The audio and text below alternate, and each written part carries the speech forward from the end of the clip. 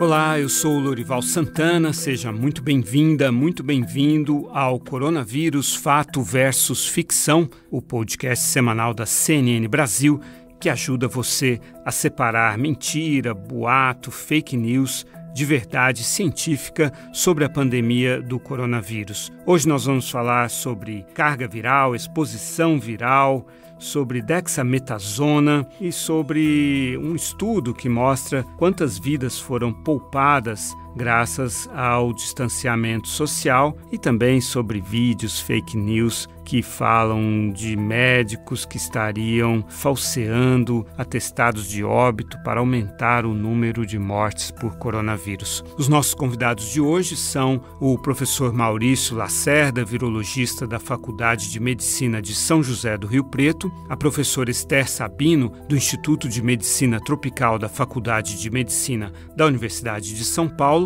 e o professor Vitor Engrácia Valente, de Fisiopatologia da Universidade Estadual de São Paulo, em Marília. Professor Maurício, muito obrigado por aceitar o nosso convite. Olá, Lorival, Esther, Vitor, é um prazer estar aqui com vocês. Professor Esther, muito obrigado, seja muito bem-vinda aqui ao Coronavírus Fato versus Ficção. Muito obrigada pelo convite, é muito bom estar aqui com todo mundo. E professor Vitor, bem-vindo de volta, você que já é aqui da casa. Olá, Lorival, muito obrigado mais uma vez pela oportunidade por poder conversar com você e com mentes tão brilhantes nas quais eu tenho essa oportunidade aqui com vocês no CNN. Bom, na semana passada tivemos a notícia de que a Universidade de Oxford fez um estudo, com 5.000 pacientes que usaram dexametasona, um corticoide, um remédio que tem esse papel de suprimir a atividade do sistema imunológico para conter a inflamação, essa reação do próprio corpo que tem trazido tantos problemas para os pulmões e com isso levado muitas pessoas a agravar a sua situação e até a morrer por causa do coronavírus. E o resultado, segundo eles, foi que o índice de mortes dos pacientes que estavam nos respiradores, caiu de 42% para 28% e o índice de mortes daqueles que estavam com ajuda só de oxigênio caiu de 25% para 20%. O estudo não foi ainda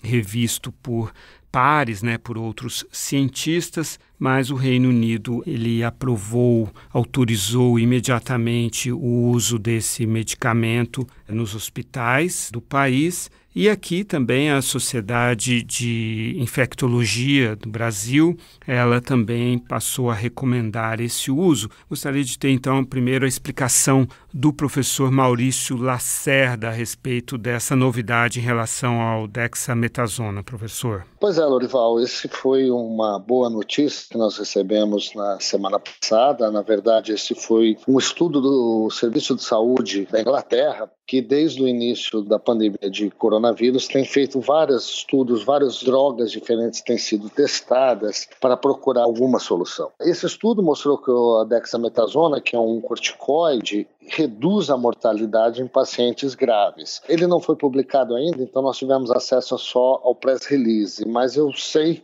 também que existem outros estudos semelhantes, inclusive um brasileiro também, que está próximo de ser publicado, que tem os resultados muito semelhantes. Isso é uma boa novidade, mas duas coisas têm que ser levadas em consideração. Primeiro, o corticoide é uma substância que tem efeitos colaterais muito importantes e a droga só se mostrou eficaz em casos graves. Então, o pessoal tem que ter um certo cuidado para não sair na mesma loucura que foi feito com cloroquina e ivermectina, onde começou a se usar aleatoriamente, sem indicações e vai trazendo problema. Uma coisa importante, Lorival, é que é o seguinte, diminuiu a mortalidade sim, mas ele não é a solução final. Nesses números que foram colocados, você precisa tratar 8 pessoas para salvar uma. As outras 7 continuam tendo mau prognóstico. Então, é uma boa notícia, ajuda a manipulação dos pacientes, ajuda, mas não é a solução final para o problema.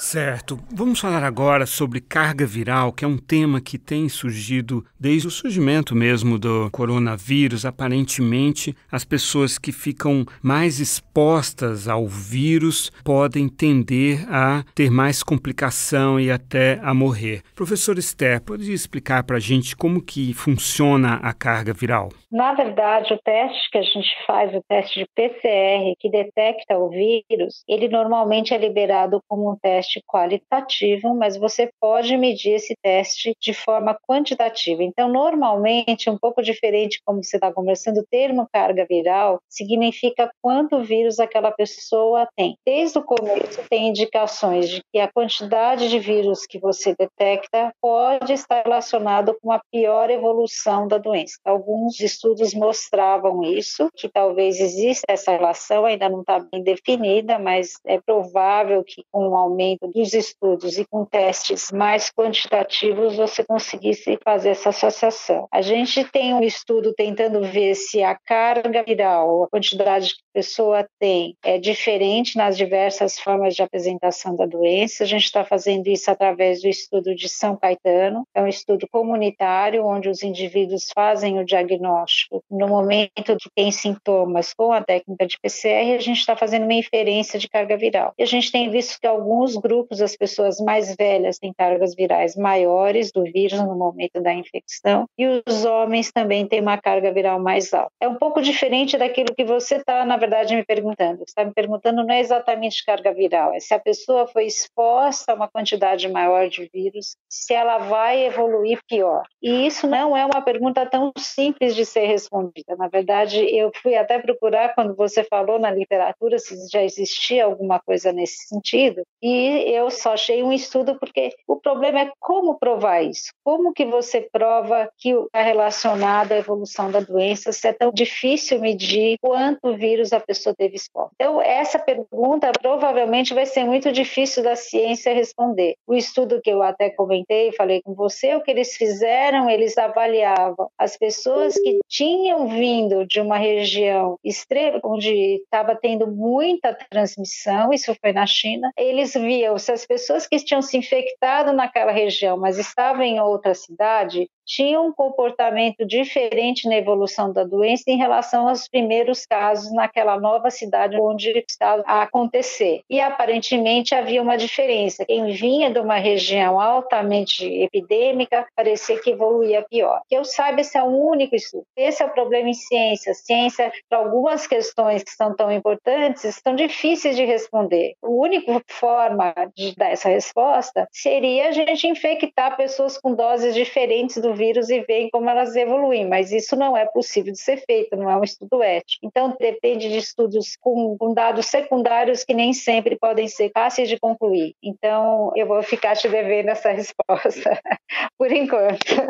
Eu até então vou mudar o termo, vamos chamar de exposição viral, né? Inclusive, eu digo que desde o início dessa discussão, porque teve aquele caso emblemático do Dr. Li Wenlian na China, né, que muito jovem, 30 e poucos anos de idade, foi muito exposto, né, a pacientes que estavam contaminados e tal, e teve uma complicação muito grande e morreu, né? E a partir daí, então, eu creio que começou essa discussão, e como houve tantos casos e mortes também de médicos, de profissionais de saúde na Itália, na Espanha, né, e até nos Estados Unidos também, aí seria também um indicador, né? Os profissionais de saúde estão ali na linha de frente, convivendo muito com o vírus. Essa é uma boa hipótese que está falando. Será que a taxa é maior entre os profissionais de saúde? Aí a gente teria que ver baseado em número de pessoas que se infectaram também, porque o que existe entre os profissionais de saúde é uma maior chance de exposição e, por isso, uma maior chance de ficarem doentes e morrerem. E realmente isso tem acontecido. Mas a gente também tem visto gente jovem morrendo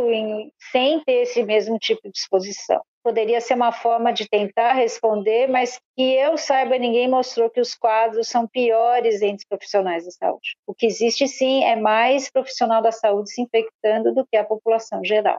Então, eu não sei se aumenta a taxa que as pessoas se infectam, mas não necessariamente já tem se mostrado que a dose ou a quantidade de exposição. E, na medida que caminha a epidemia, cada vez mais você tem uma proteção grande, maior, quando se usam as ferramentas de proteção. Então, eu acho que a dose de exposição não é maior no profissional da saúde nesse sentido. O que existe é a chance maior de algum evento ele se Tem um pouco de um aspecto empírico aí, né? E aí eu queria voltar ao professor Maurício, antes de ir para o estudo do professor Vitor. Professor Maurício, a professora Esther falou, então, de ferramentas de proteção, né? Houve algumas idas e vindas com relação à máscara. Hoje, então, o que se sabe, ainda mais num contexto em que existe um forte incentivo para as pessoas a voltarem a trabalhar, a reabrir a economia. O que está muito claro para vocês que nós temos que fazer ao sair de casa? Na verdade, como o professor Esther colocou bem, nós não temos essas relações bem definidas para coronavírus. Mas se a gente sabe, empiricamente, que em todas as doenças infecciosas, em geral, eu estou dizendo, empiricamente,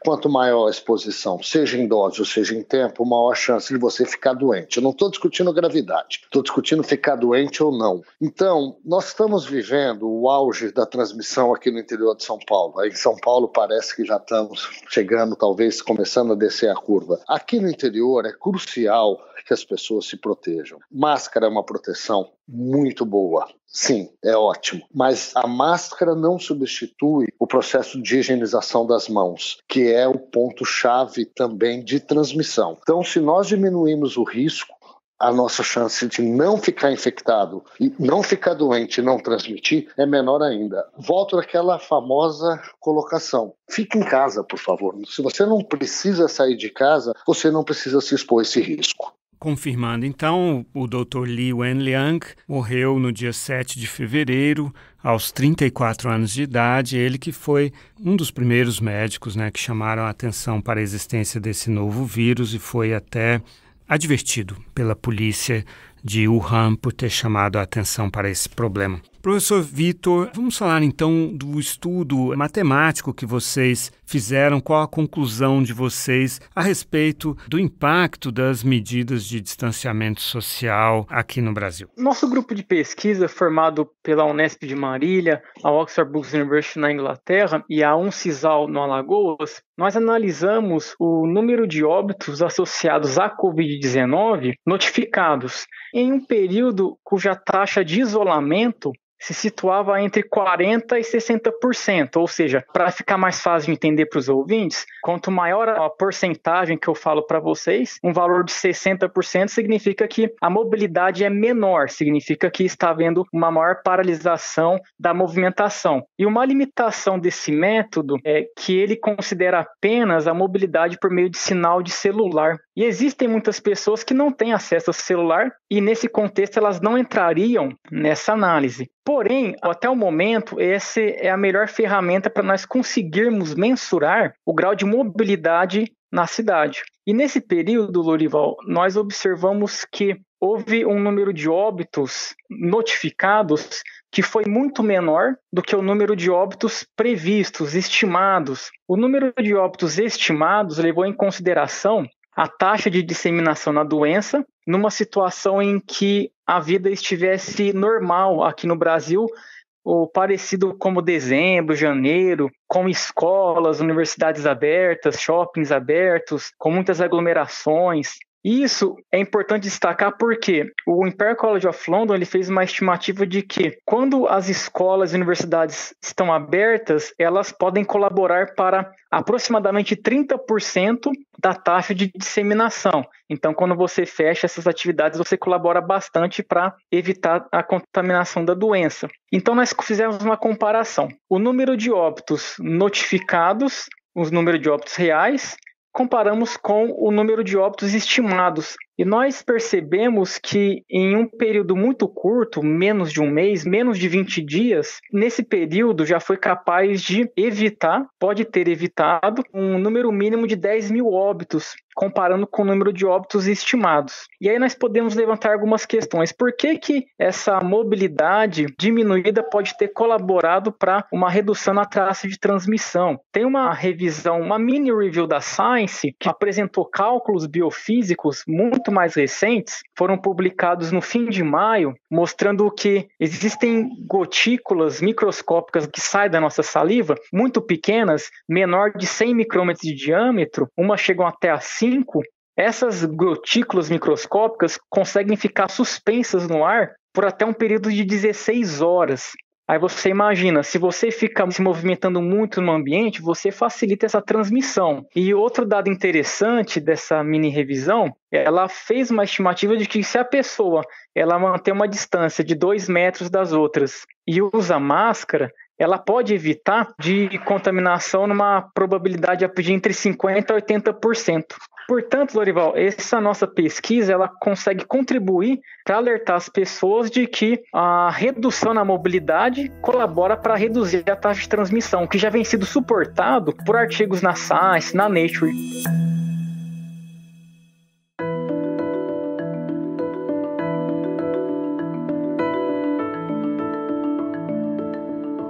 Uma discussão que houve nos Estados Unidos seria que a chegada do verão diminuiria, né, a transmissão. Estudos já na China e na Austrália mostravam que não, que a temperatura, principalmente a temperatura alta combinada com a umidade, poderia até intensificar ou manter pelo menos a taxa de transmissão, né? Aqui no Brasil, as pessoas contra-argumentavam em relação aos modelos matemáticos, dizendo que aqui é um país quente, que aqui temos uma população mais jovem. No entanto, passamos aí já das 50 mil mortes. Como é que você responderia hoje a essas críticas que são feitas aos modelos matemáticos? Quando nós trabalhamos com modelos matemáticos, Lorival, eu sempre destaco que nós trabalhamos com projeções futuras que com certeza não vamos chegar naquele valor exato, porque existem diversas variáveis, conforme você destacou. Você mencionou temperatura, existe umidade, existe também hábitos comportamentais das pessoas, alimentares. São muitas variáveis que influenciam a matemática do sistema que a gente trabalha. Existem até alguns questionamentos quando nós falamos que os números de óbitos vão subir. Quando eu conversava com você na última vez, no começo de maio,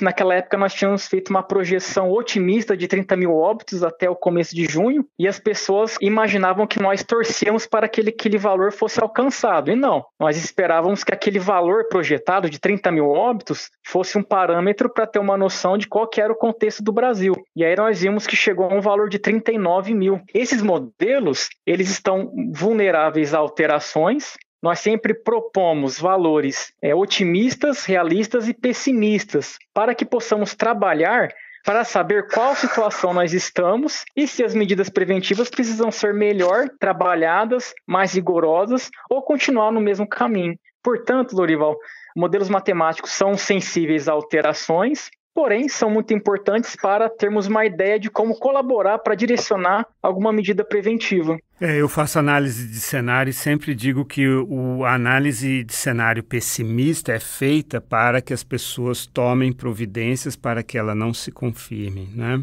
Que a gente não fica torcendo, até porque nós sofremos juntos, né? Seria completamente incongruente, né? Queremos isso. Professora Esther, diante aí dessa pressão, né, para a volta da atividade econômica, que parece que é maior do que a nossa capacidade de chegarmos a uma vacina. Parece que há um descompasso nesse calendário aí, né? O que você recomenda para que, enfim, as empresas que tenham que voltar a retomar as suas atividades, o que elas devem fazer? Eu acho que todo mundo que puder fazer o máximo para que seus funcionários trabalhem em casa e para que se movimente ao menos possível é o melhor. Eu acho que ainda a gente está numa fase muito crítica, já estamos detectando a volta, o aumento dos casos também na capital. Então, tudo que puder ser feito e todas as pessoas que puderem trabalhar ao máximo em casa, e tudo que puder ser diminuído é o ideal. Depois, todo mundo tentar se proteger, organizar o seu meio ambiente para aumentar e seguir as normas de distanciamento. Eu acho importante que as empresas tenham algum modelo para detectar os indivíduos sintomáticos e consiga também excluir mais rapidamente possível seus contactantes no ambiente de trabalho. Então, vai requerer muita atenção das empresas, também uma forma para que as pessoas que tiveram contato com alguém positivo possam não ir trabalhar e que isso seja aceito como E é importante que se faça toda a legalização disso para que a pessoa possa não ir trabalhar tranquila, e não que ela vai perder o emprego porque está faltando. E, na verdade, a gente tem que mudar o conceito de que a pessoa ir trabalhar doente não é bom. As pessoas antes viam, é um resfriado, pode vir trabalhar. Não é assim mais. E essa ideia tem que mudar no meio empresarial e tem que ter o cuidado para que a pessoa não vá trabalhar se ela está com algum sintoma ou se teve contato com alguém com suspeita de corona. Professor Maurício, eu vejo agora esses protetores acrílicos, né, para o rosto, que cobrem boa parte do rosto. Fala-se também de proteções grandes de acrílico ou de outro material nas empresas para separar as mesas, enfim, que outras providências você recomendaria? Olha, Lorival, essas providências, essas barreiras físicas, elas ajudam, mas elas não substituem o crucial que foi um pouco que a professora Esther colocou. Nunca existiu no Brasil a cultura de afastar os pacientes ou os funcionários com síndrome respiratória. E nós tínhamos a gripe e ninguém fazia nada. Resfriados em geral e todo mundo esperava que você tinha que trabalhar. O que eu acho que nesse momento vai ter que existir uma nova cultura da força de trabalho, uma nova cultura onde o trabalho, o home office tem que ser valorizado na medida do possível e o cuidado com o funcionário, ele é importantíssimo. No momento que esses funcionários fossem todos vacinados contra a gripe, afastados quando tem outros sintomas respiratórios e monitorados e feito exames muito rapidamente quando tem sintomas, é possível retomar as atividades desse novo normal. Não é o normal antigo mais. Professor Vitor, a gente recebe mensagens de WhatsApp, pelas redes sociais também, vídeos e coisas sugerindo, denunciando que a pessoa morre de uma outra causa e o médico coloca ali Covid-19. Já os epidemiologistas falam o contrário, que há uma subnotificação, né? Afinal, esses números, eles estão inflados ou estão subnotificados na sua visão? É muito importante você destacar esse ponto, que infelizmente eu também recebo algumas correntes que eu considero fake news, porque essas informações, eles dizem que, por exemplo, um paciente foi a óbito por dengue ou doença hepática, alguma doença que não tem a ver com problema respiratório, e o médico coloca na certidão de óbito que foi por Covid-19. A pessoa passa essa informação, mas ela não mostra o documento, não comprova que isso aconteceu. Em vista disso, pela ausência de provas de pessoas que mentem na certidão de óbito, eu descarto essa hipótese. Ao nosso ver, nós temos uma hipótese muito alta de que existe realmente um número muito grande de classificações insuficientes, que podemos chamar de subnotificações. Isso porque, quando nós fizemos comparações com dados do Infogripe no Fiocruz, nós comparamos mortes e internações por problemas respiratórios nos anos de 2018 e 2019. E vimos que nesses 2 anos, como já era esperado, o professor Maurício e o professor Esther sabem muito bem que a internação aumenta por esses problemas em fim de outono, começo de inverno, e é onde a gente analisa esse gráfico. Quando nós fizemos a análise do ano de 2020, nós já percebemos que entre março e abril, o número de problemas respiratórios, com aqueles mesmos dados, tinha valores que triplicavam em relação aos anos anteriores. E olha que estava no começo do outono. E além disso, pelo fato do Brasil não testar de modo suficiente, isso são dados que nos levantam a hipótese de que existem muitas classificações insuficientes.